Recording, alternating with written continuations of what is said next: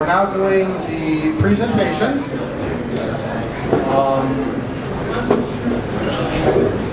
Normally I have some sort of conversation about how parents with kids might want to take their kids home, but it's summertime, so they don't have to do that. They can stay up late. Okay, so we're going to, pleases me to announce that Andrew Klofas is going to be giving a talk on flow-based programming for robots. Hey, I can read the screen. So here you go, Andrew.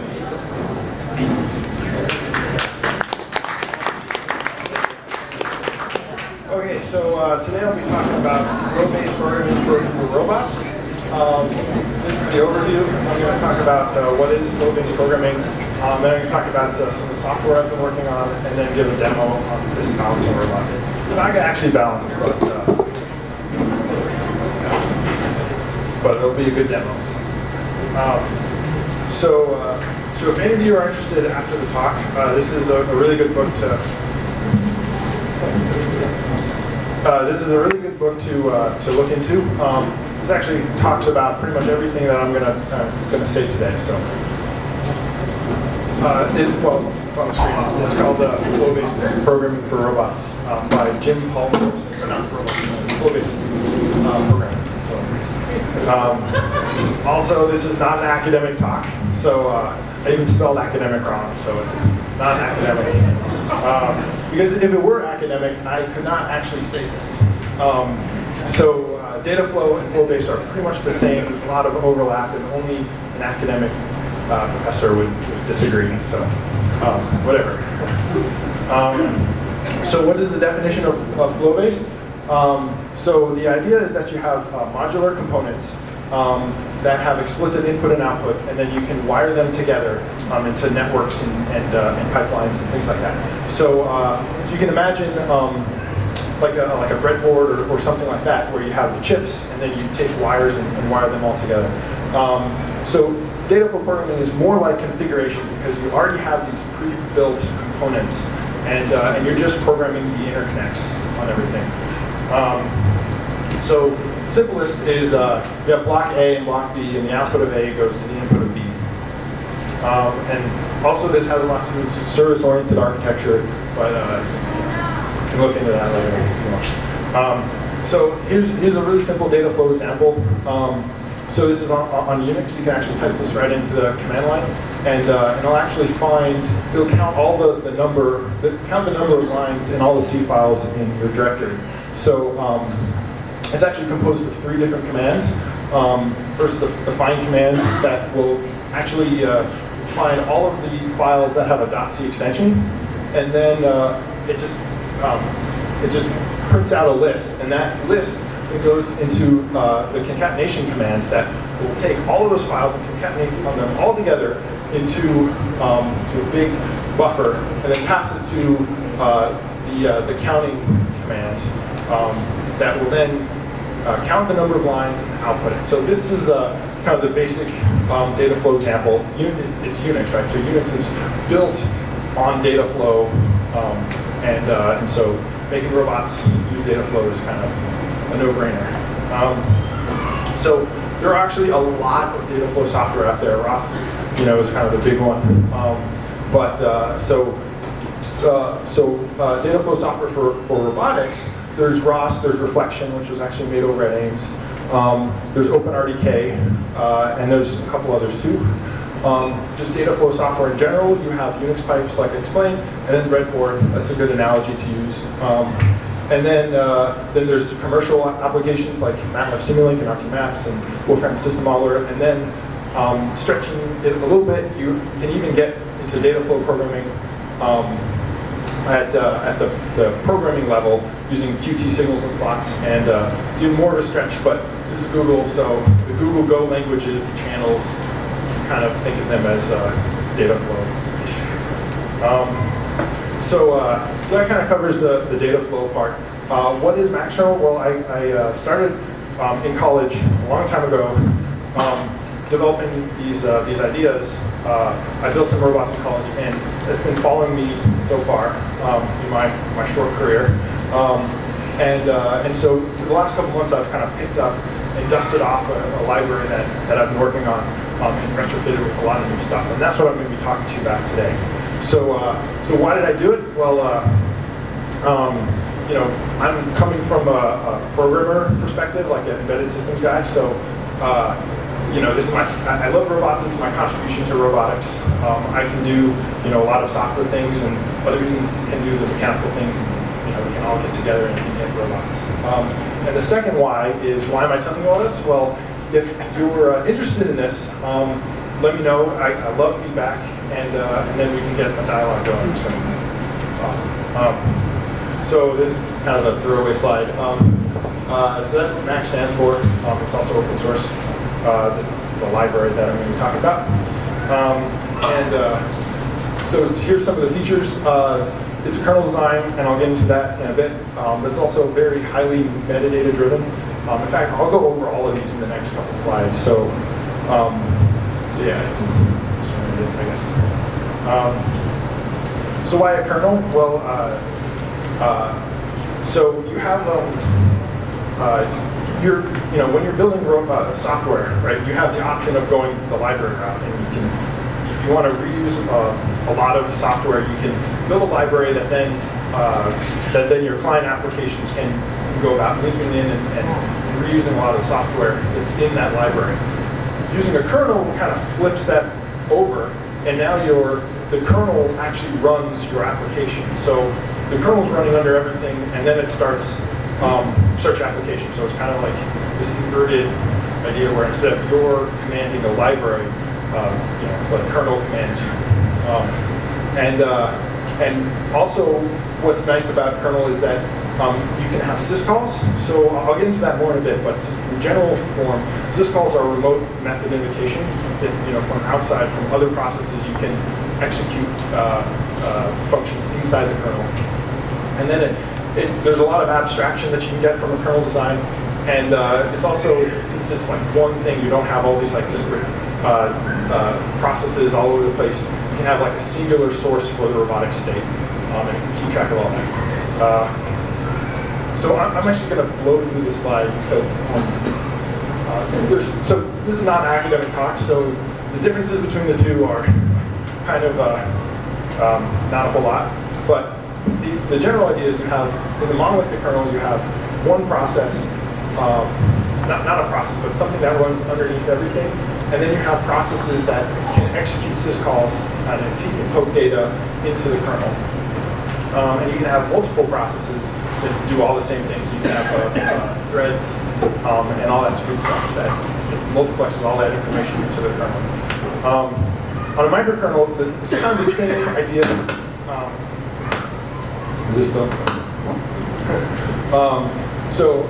It's the same idea, but everything's fragmented, and you kind of put a crowbar in between all the different subsystems. And if it doesn't make any sense, I'll, you know, it's fine. You know, I can talk about it to you later. And then you have all the processes that are on top that have to talk to the individual subsystems. So the differences between the two are, they're not a whole lot actually, but there is, since the monolithic kernel, you can have like a single address space that you load in all your libraries and everything into, and then run it. And so it's higher performance, and you can get very accurate scheduling. And that's one of the key components of Max kernel. And then on the other side, there's not a whole lot, but there is some overhead, and then you have to have some connections to all your different subsystems and manage all that. So on the one side, the monolithic Linux, Windows, and Max kernel use the monolithic model. GNU Herd, which is kind of the predecessor to Linux, and Mac OS X have the microkernel design.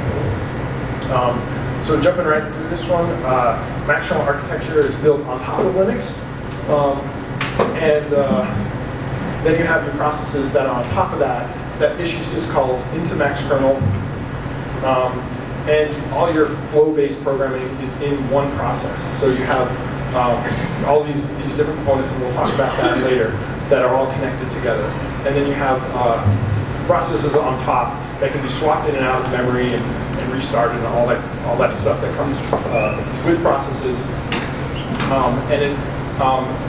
And so this allows you to have like the hardware is configured in Max kernel, allows you to really get like this very static hardware configuration, and then have application-specific processes on top of that, like if you're trying to have your robot find a ball or grab a beer from the kitchen, that would be all the logic in that would be in a process, and Max kernel would be configured to the hardware. So the same robot does both of those tasks, but the tasks are different.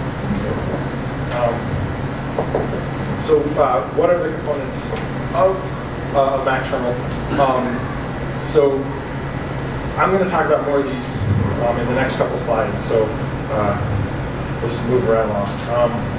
So how it works? So all of these, all the flow-based constructs are actually packaged into a module, and then at runtime, Max kernel will load in all the modules and configure everything and do all the data flow. So kind of the lowest common denominator is a module. And at runtime, well, like I said, at runtime, the Max kernel will load in the module, configure it, create block instances that are runnable, and then route it all together into a big network. And this is all defined by scripts that I'll explain, and then execute.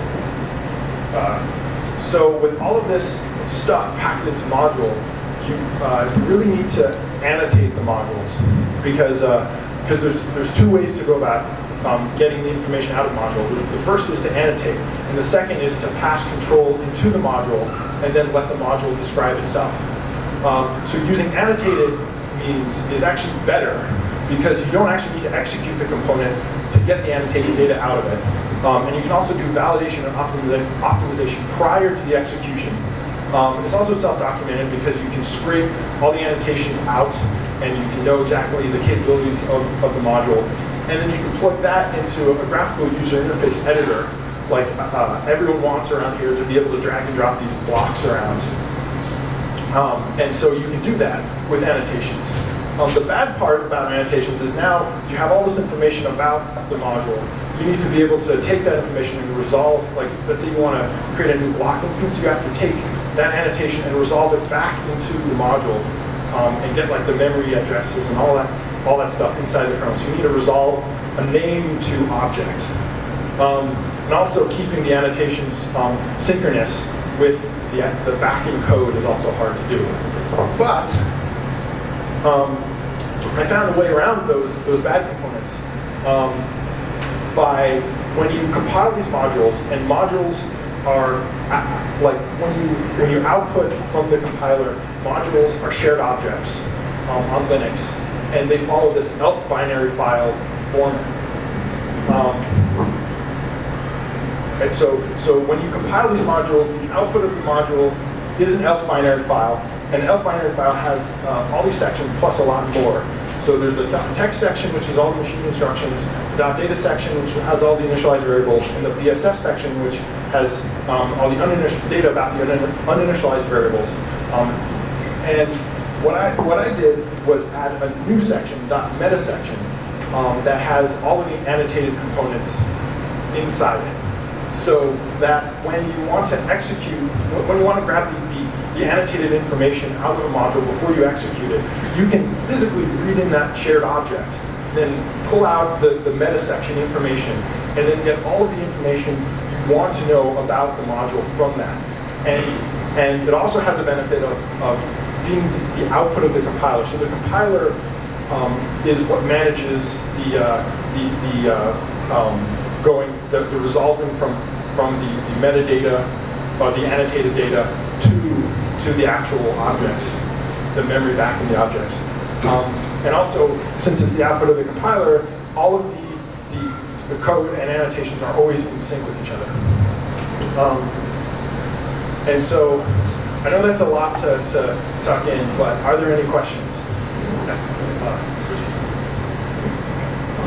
what would you consider the difference between your metadata and your annotations versus traditional object module library information? Well, it's very specifically formatted metadata, and I'll actually, in the next couple slides, go over all of like the different types of metadata that It exist. sounds like you're extracting it from something in the source code.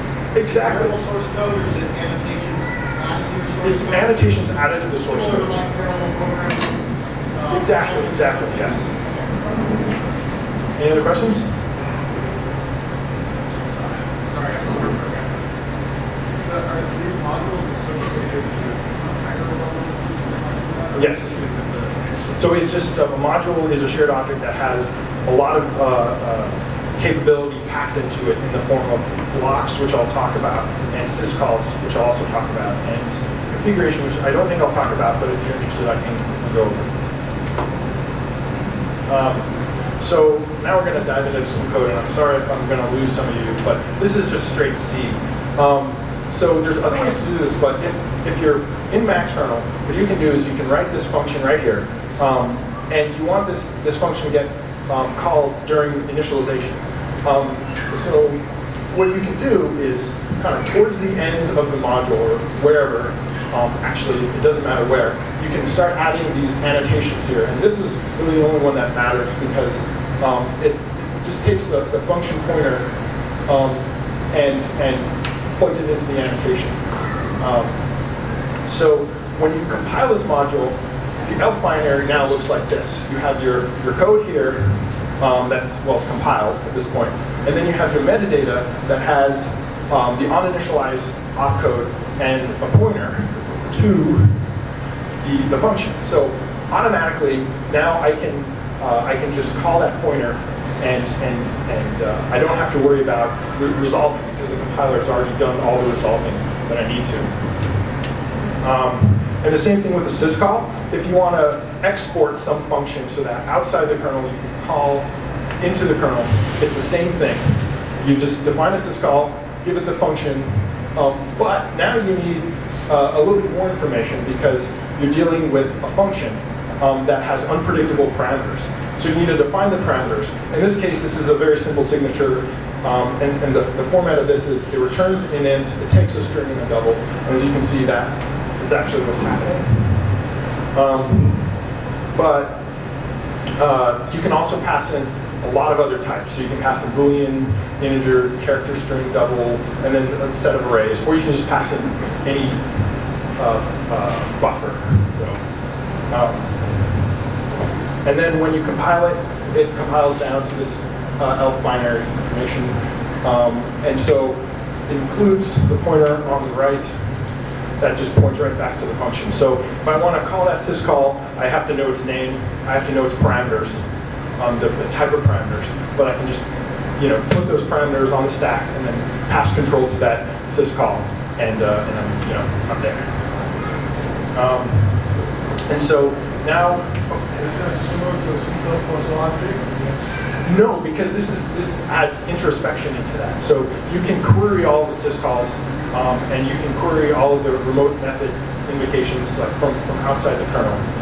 But essentially, at its most basic form, it is kind of like that. But this is a simple example. So we'll get into the data flow examples actually right now. So that's kind of the basics of how everything works inside. And then this is kind of the more of the advanced stuff. So we can, if we compile, if we define all our block components inside the module, and then outside during runtime in a script, we can instantiate. We can use that meta information to instantiate block instances, connect them all together into a big network, and then start executing them. So as a very simple block, we're going to use it as a JPEG compression block. So the functions that it needs to execute are first a constructor. So this kind of feeds back into your object paradigm, but this doesn't. It needs a set of inputs and outputs. So it needs to be able to take in some data, process it, and then output the process data. And that is kind of the definition of data flow. Is input, process, and then output. And then that input, process, output is what the update function does. And so the update function is then called in some sort of execution context, which we'll talk about in the next couple slides. And then that actually gets your emergent behavior out of your network, is by putting all of these execution contexts together and executing your data flow network. So back to code. Sorry, this is one of the last examples, maybe. If you want to define a block, you only need to define a constructor and an update function, and optionally, you can define a destructor. And so this is just now wiring the metadata to the block. So notice I define inputs and outputs.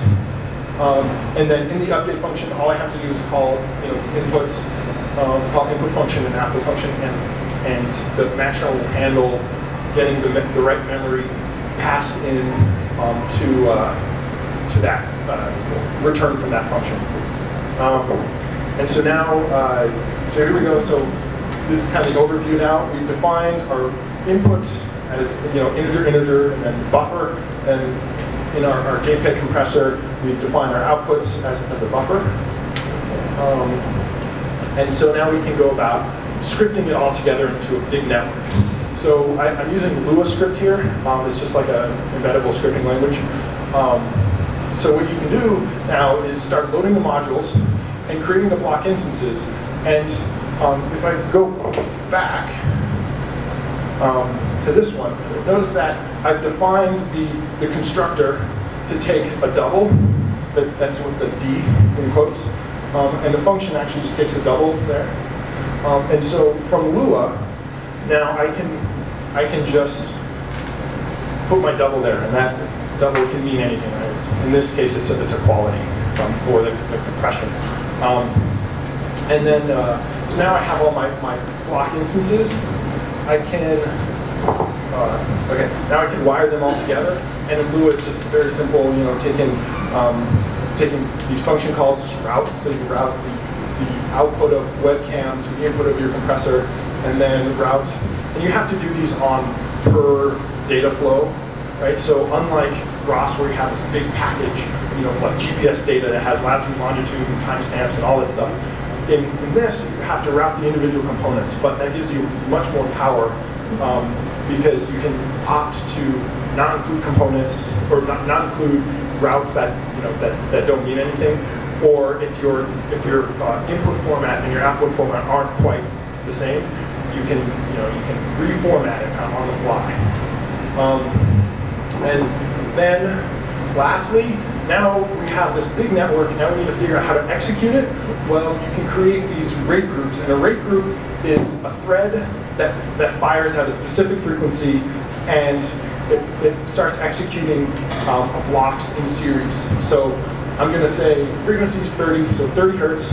I'm going to execute first my webcam block, and then my JPEG, and then my sync block. And a sync is like kind of a hypothetical data sync. So it could be anything. And then it's probably a little bit too much, but you can also define syscalls on the fly, and you can route data into the input of rate groups, so you can change the frequency of rate groups. And so in this case, what I've defined on the fly is a video parameters syscall, and then I've routed I defined 3 arguments, so it takes integer, and double, and I've routed the first 2 pairs of integers to the width and height of the webcam instance, and then routed the third to the input of the camera rate group.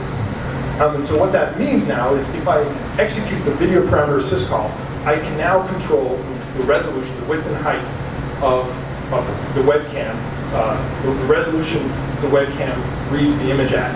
And I can also change the frequency that the rate group updates, or effectively my frame rate on the camera, just with one syscall. Question?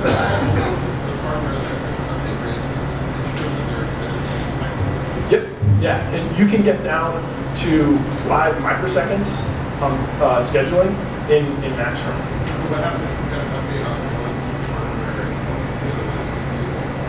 Yeah, so that's where this, that's from the last slide. That's where this priority comes from. So you define if you have something that's executing like a rate group that's executing at some rate and another rate group that's executing at another rate, and they conflict, right? It'll just use the highest priority rate group, and you can also do priority inversion and that sort of thing. Yeah. What happens if the camera block is messed up and outputs 2 widths for every image?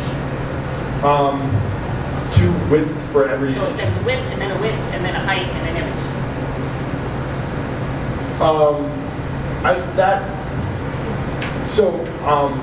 That's actually not possible in this case, because when the webcam block calls the update, when the rate group calls the update function of the webcam block, then after that it'll do the memory copy outside, and so you can't actually get corrupted data in this way because you're routing individually the data. So it's kind of buffered in the webcam block, essentially? It's buffered until the end of the update function. Okay. So you can update so at the beginning of the update function you can update width and height, and at the end of the update function, after some time you can update the frame, and then it'll only actually copy that data in an atomic fashion outside of the webcam block after that. So it avoids racing. It avoids, this problem with your synchronous. Like if you have, we'll get into that in a bit. Actually, I'll show you an example of where that can come into play. And then right here, actually. So you can actually script. You can output data from one module and input into 2 modules, and so copy the data, and all that is synchronously copied over. And on the right, you can have 2 rate groups, so 2 threads executing one block instance at the same time. And all of the memory that the block instance uses is thread local. So there's no chance of that happening. You'll only get contention after when one update function ends and then the other ends. It'll use, in that very brief time, it'll have the output from the first execution, and then it'll be quickly overridden by the next execution. And then you can also have 2 rate groups executing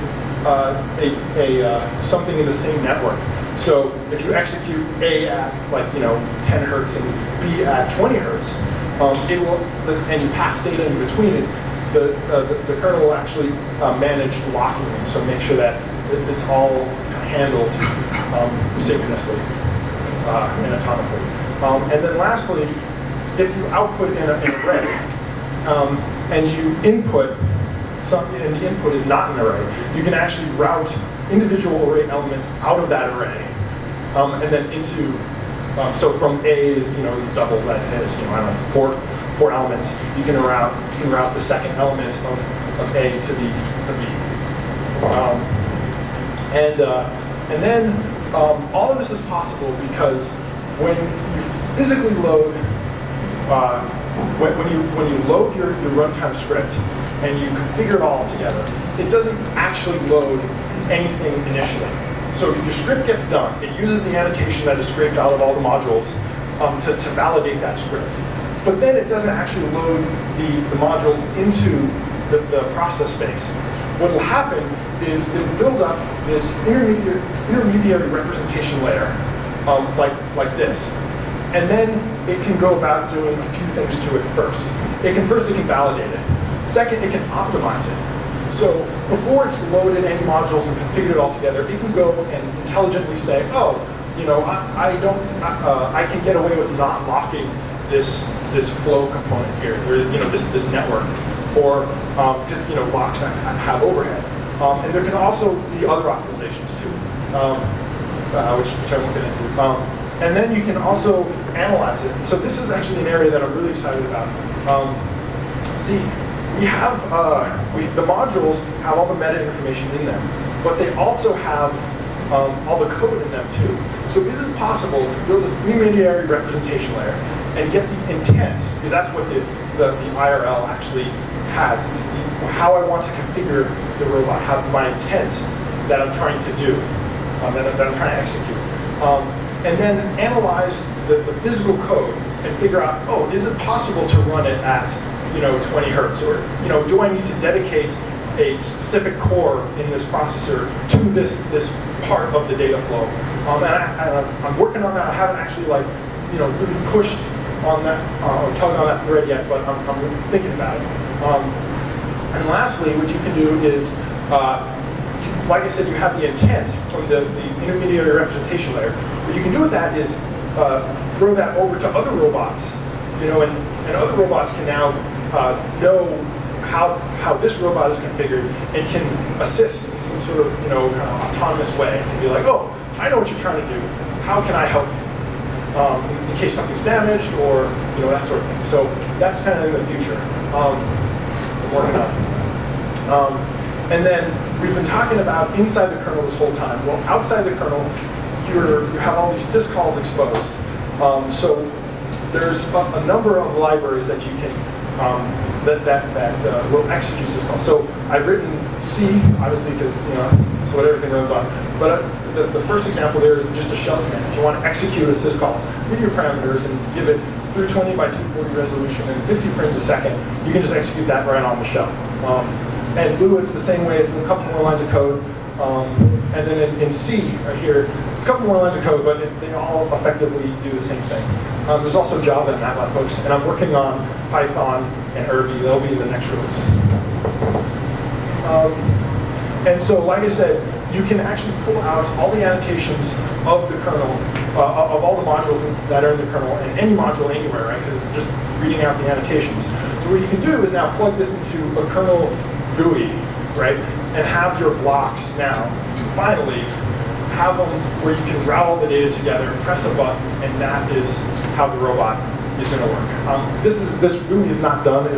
I just started working on it. This is like maybe 3 days worth of work. So, maybe in a couple weeks I'll have the final thing where you can just drag and drop the configuration of the kernel.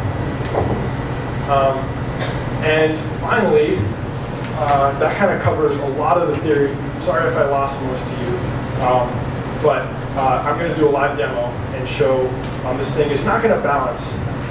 Questions in a second. This is actually not going to balance because the ultrasonic that's at the end is, I don't know if any of you try to build this type of robot, but it doesn't actually work. But you'll see that. You'll see it not working. Okay. But it's a good example. So, okay, now questions. When you do your drag and drop, you're trying to basically GUI structure configuration. You take the data structures from that, spit out the look in the script. This actually modifies the intermediate representation layer directly. They both, yeah. So this GUI and the Lua both feed into that. Yeah. So when your scheduler runs, and I guess it basically does an update on each Yeah. block object. Exactly. Okay. So when they're chained together, is that viewed as they run out of one process, or is it viewed that your scheduler executes update from each separate block and lets the update task do the synchronization? It lets it. So what happens actually is a rate group is a little bit more than just that. The rate group is an array of blocks, block instances that it wants to update, followed by in between each block it has this like the synchronous update mechanism. So that's actually handled by the kernel. Okay. Yeah, exactly. Ralph. In your source code, Andrew, you were showing like the function definition and Yeah. the annotation to describe that. One of the parameters you had to describe both right C function, for example, with the parameter type, and then in your annotation you had to also put a code in what the parameter type. Yeah. Would it be possible to do some sort of a preprocessor where you get the data type on the C function? Well, okay, that's a good question. The question was, can you get the signature of the function automatically? And unfortunately, C is a very low-level programming language, so you can't introspect into it. Yeah, so the answer is no. I love beating the preprocessor up as much as I can, and you can see I did a lot of that. But you can't actually get the signature of the function automatically. But from the source code analysis, because there is no source code analysis. That is just plugged directly into the compiler. So the compiler sees. Could be a great pre-process that will do that. I've looked into it. It's really yeah. I don't think so. Maybe one of you are smart enough to do it. I am not. How about the dynamic reconfiguration?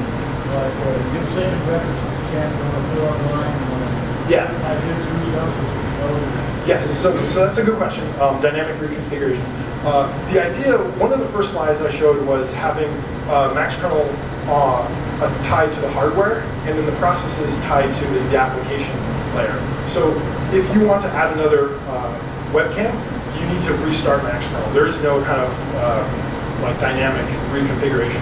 The reason why there isn't is because scheduling is really tricky to do, and scheduling on top of doing all this kind of memory management on the inside of the kernel is even more seriously hard.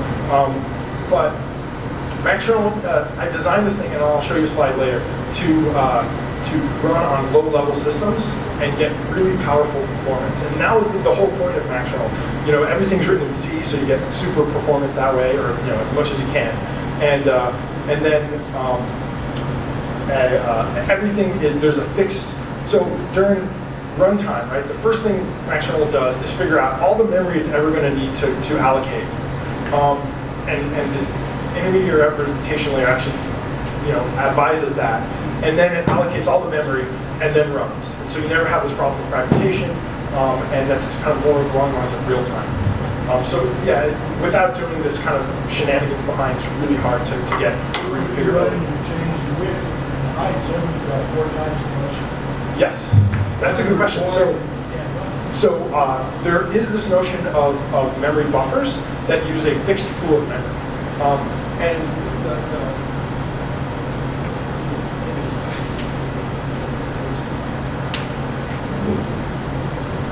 Okay, awesome. So kind of nestled in the bowels of the kernel, there's a paging system that's kind of hand rolled that manages, if you want to copy memory around in large chunks, you do this allocation from this fixed pool. And if you want to copy it and not modify it, there's no overhead there.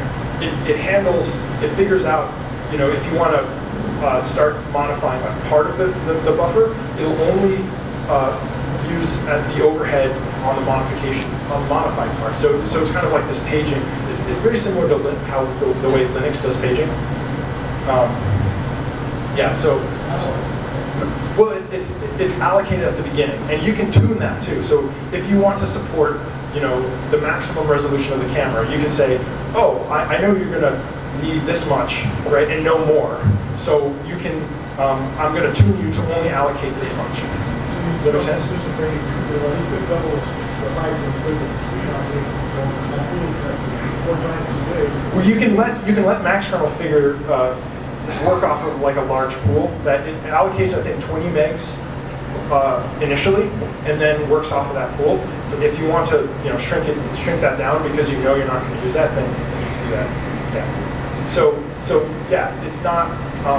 You do have this. You can allocate memory in the kernel if you wanted to, but you can work on this memory pool model that's actually kind of it's memory pool plus that kind of manages all the complexity for you and handles like low overhead that's associated with allocating.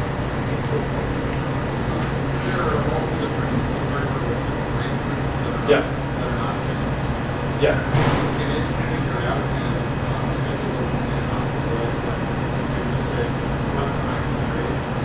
I do not have that in. It would not. I mean, it's possible. Yeah, like to set up something like that.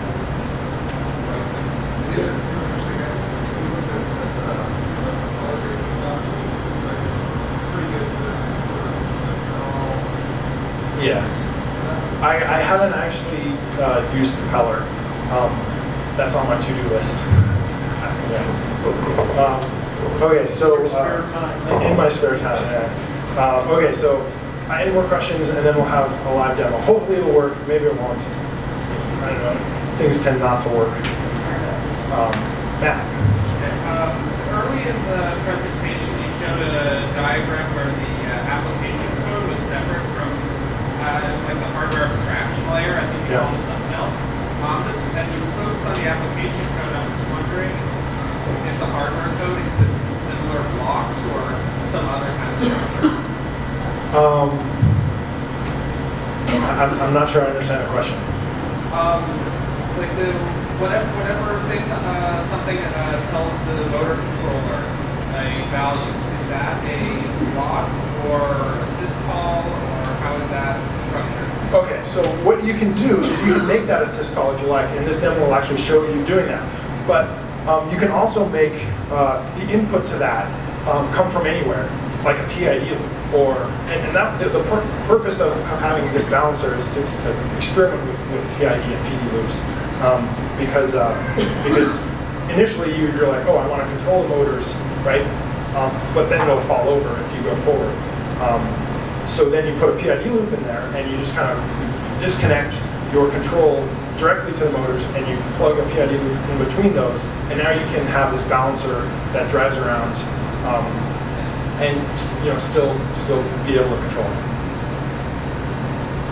Any other questions? What's a PID loop? It just adjusts back and forth with the motors? It's part of a control system, so it stands for proportional, integral, and derivative. It basically takes an input signal and an error, like I want to be here, and I'm here, and that's the difference between the two is the error, and tries to minimize them.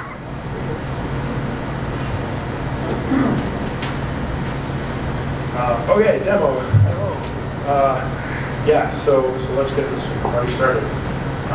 So I'm going to go ahead and turn on this robot and then try and SSH into it.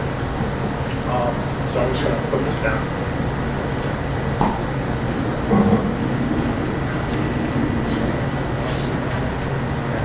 I haven't actually tried this today, so let's see if it matters.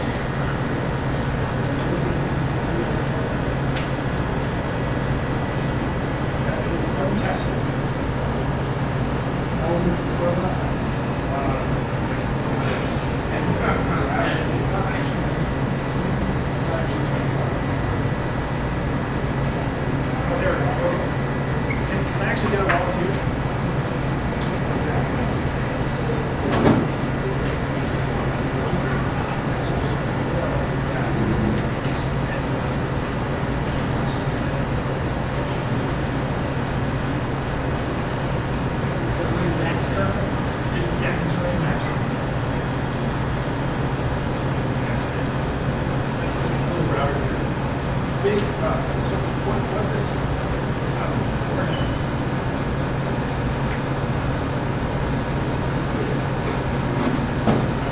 Difficult. There we go.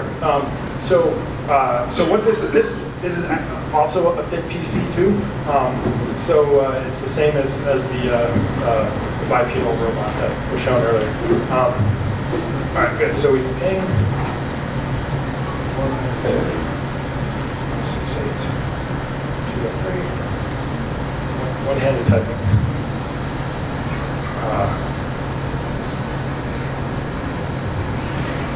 Works.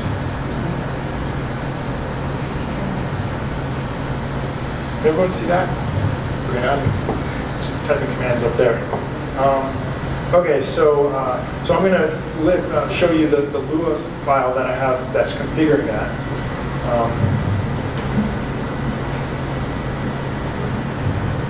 Testing. Okay.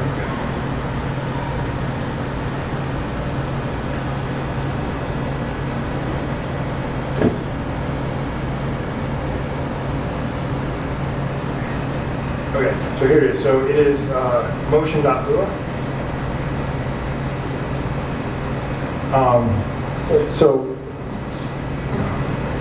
So this is it.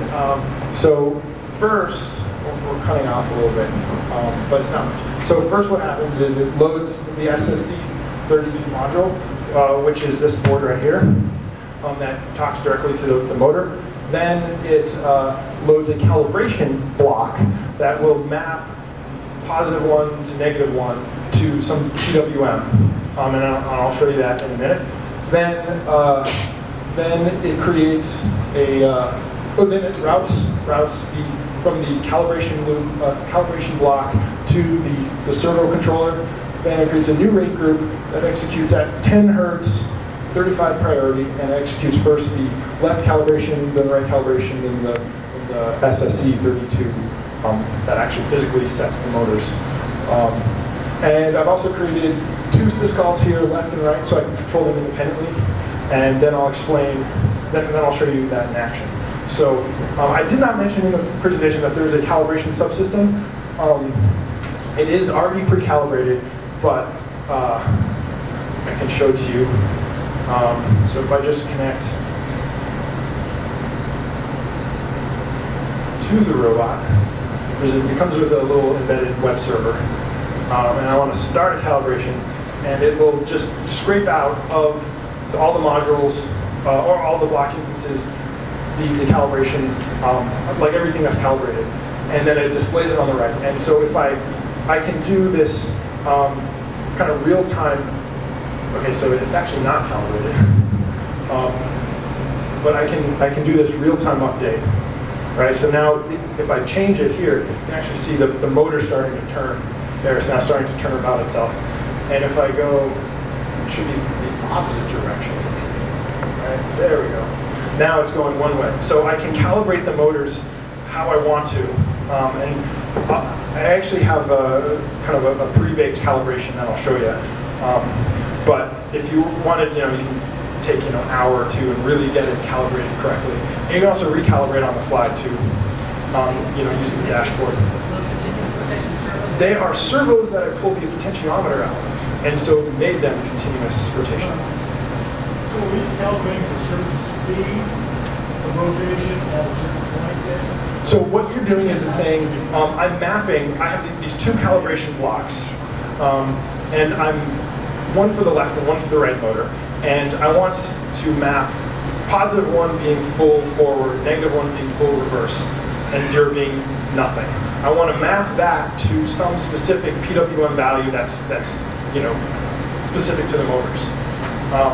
And so that's what this does. This says, okay, the description is left. How do you when you're full forward? You shot real slow and you measure. How do you know when you're full speed? Subset number. That is a calibration issue. That's more of a mechanical issue. So there's a variety of ways. In this, what you can do is take a camera or something, or measure driving for like 10 seconds or whatever, and see how fast it goes. You can do that. Play that game. You're coming up with a number. I'm coming up with a number, and I can adjust that number. So when I feel that on my left motor, when okay, I could have named these a little bit better. You can actually name them in GluaScript. So full negative maps to this PWM value, 0 maps to that, and full positive maps to this PWM value. And so now I can say, go full forward, go half forward, go full back. And I don't have to worry about the PWM anymore, or the calibration changing. That's what this gives me. And how you determine which PWM value in this case, or current in any other, like you can pick what the numbers mean, and that's very hardware dependent. So I didn't attempt to crack that down in software. So I'm going to use I know that I've actually tuned the potentiometer so that 1500 is 0.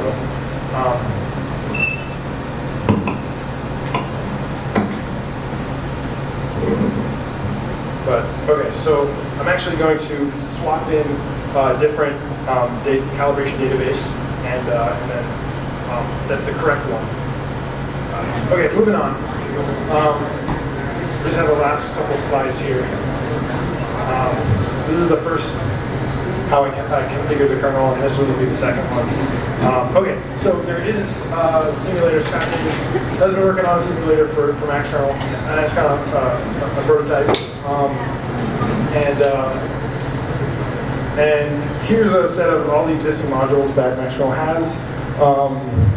It does not have. Well, I'll come back to that. It does not have these modules here.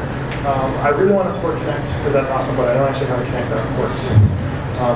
with OpenAI. So I have Connect for Windows, which is different from Connect for Xbox 360. I want to support LiDAR at some point. It's very expensive. And then all these things I want to be able to do.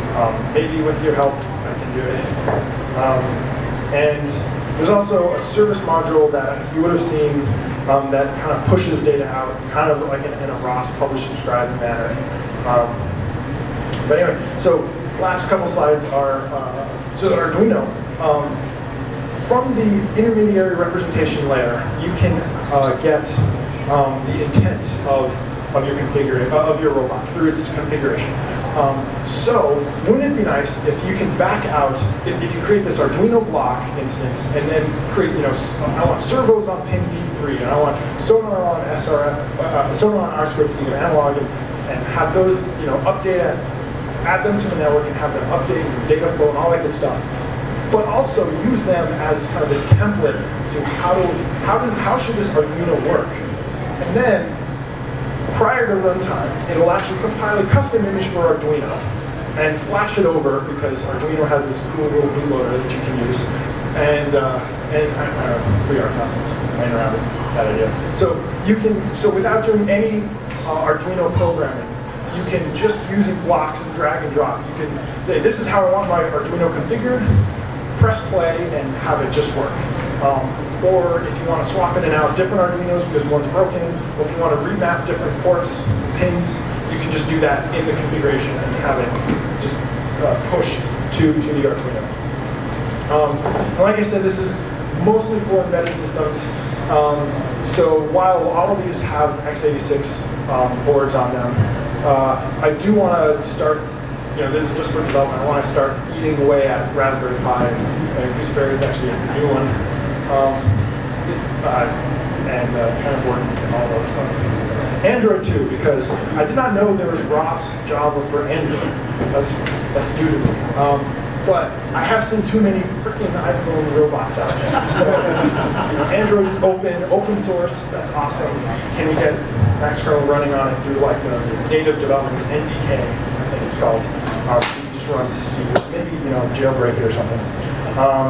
Here's some special thanks, because they helped me a lot. Finally, Maxwell has been on these robots, hobby robots, NASA, educational, commercial. Some of them are displayed here.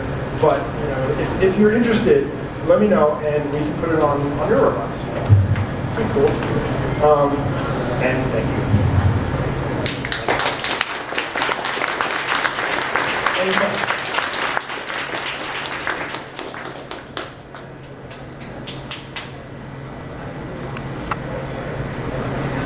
How do you debug? That's a good question. You don't need to debug. So there are you can actually, since it's just a straight at the end of the day it compiles down to an executable. You can use kind of GDB and that sort of thing. In fact, if Max kernel throws a seg fault or crashes, midstream, which it can happen, actually often does happen when I code. What it'll do is there's a little sig fault handler that will spin up a copy of the new debugger and then grab a core dump and all of the back traces and everything and dump it to a file. And so it'll tell you exactly the line number, tell you all the modules you've loaded, it'll tell you the system configuration, so you know exactly where it went wrong. So that's one how you can kind of debug this kind of macroscopic thing. If you want to do individual debugging, there's specific printf statements. You can just scatter those around. There's log, the notion where it'll dump it to a memory file, and also you can dump to files, and it's standard logger. Yeah, like those are kind of like the basic, right? A real programmer doesn't need more than that. Yes. I realized that the fundamental of what you did, but I didn't really understand the justification for moving kernel local modules as opposed To statically load user. Oh, okay. So with user space processes, you need to go into Linux kernel to be able to schedule them. Right? You need to install a custom scheduler with one process, now you can get very fine-grained scheduling, and you can get this intermediate representation layer out of it, and do this kind of complex analysis of your system prior to loading. And you can, like the first couple slides, there is the microkernel, which is the monolithic. You can take, if you wanted to, just kind of crowbar them around, out and have these things running at this process and that process, if you wanted to. But then now you have to worry about message passing and what happens if a message doesn't get passed, if you're over a network and that sort of thing. So it's easier and higher performance and much more fine-tuned scheduling and all that stuff if you just have it in the same process.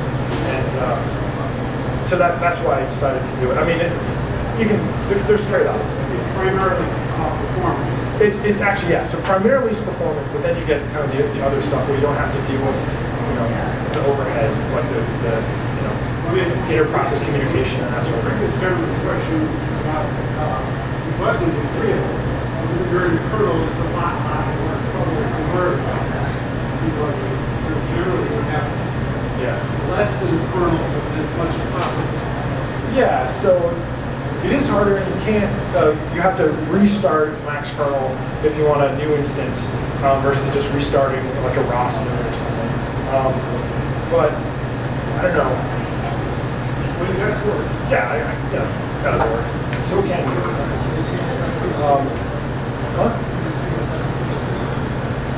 I haven't tried it. But that's kind of a downstream feature, like being able to log all of the inter-process stuff. Not inter-process, inter-network. Like, when you output this, this signal on this module to on this block to this block. I want to be able to do that, but I don't have the manpower to do that at this time. But what the service module actually gave you was you can have this kind of general sync for data, and then be able to auto-discover it over the network and stream the data real time, get like nanosecond timestamps and all that good stuff, if you wanted to. And I was going to show it in MATLAB, but maybe I'll get it to work after. What are those robots? Yes. So. Okay, so Scott can talk about the NASA robots. John can talk about that big robot, the orange robot, and Judd can talk about the far robot that's a wheelchair that's been hacked. But they're all running max kernel, so that's I'm the software guy. Pushing on to that.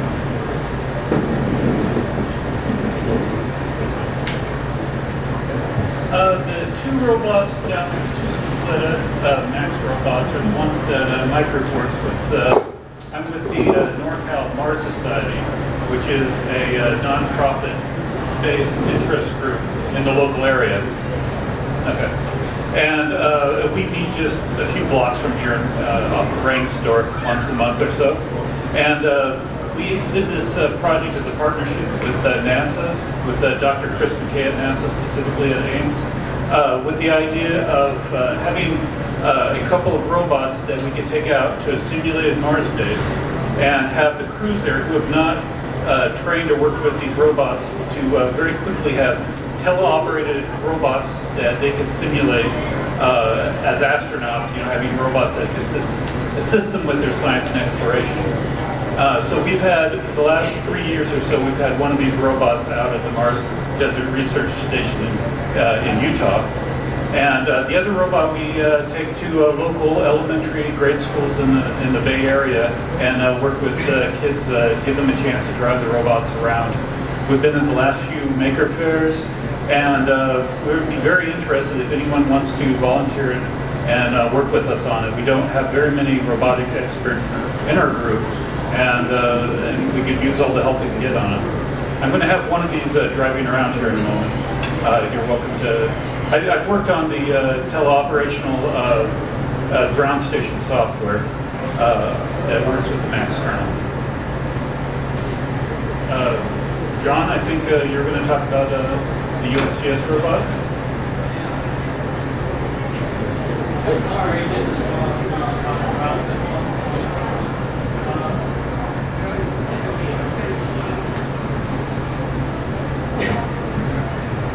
Thank you.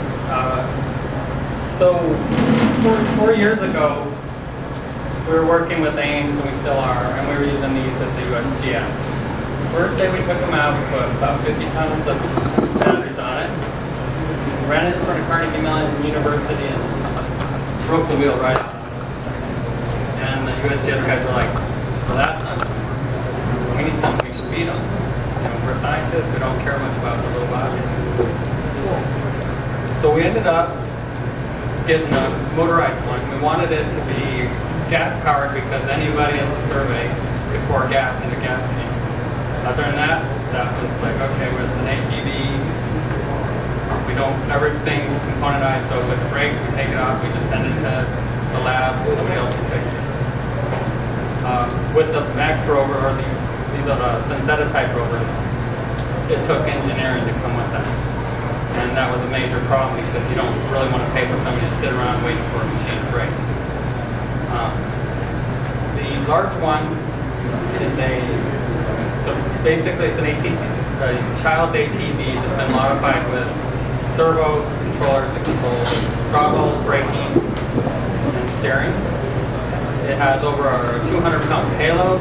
It has a 35 mile per hour top speed, and 4-stroke engine, so there's no mixing the gas. You can drive it off a 1 meter drop off and it'll just keep going. Drop it out of the back of the truck, tip it over, roll it, it's still gonna go. Only problems we've had with it, we don't have a reverse. And we're working on that. That is an issue when it runs into something that is bigger than it. It's like, okay. Does anybody have any last question here? Yeah. Just the name of their group again? We're with the Northern Mars Society, Northern California chapter of the International Mars Society. Okay. And I've got Okay. So, could we give our speakers a big round of applause?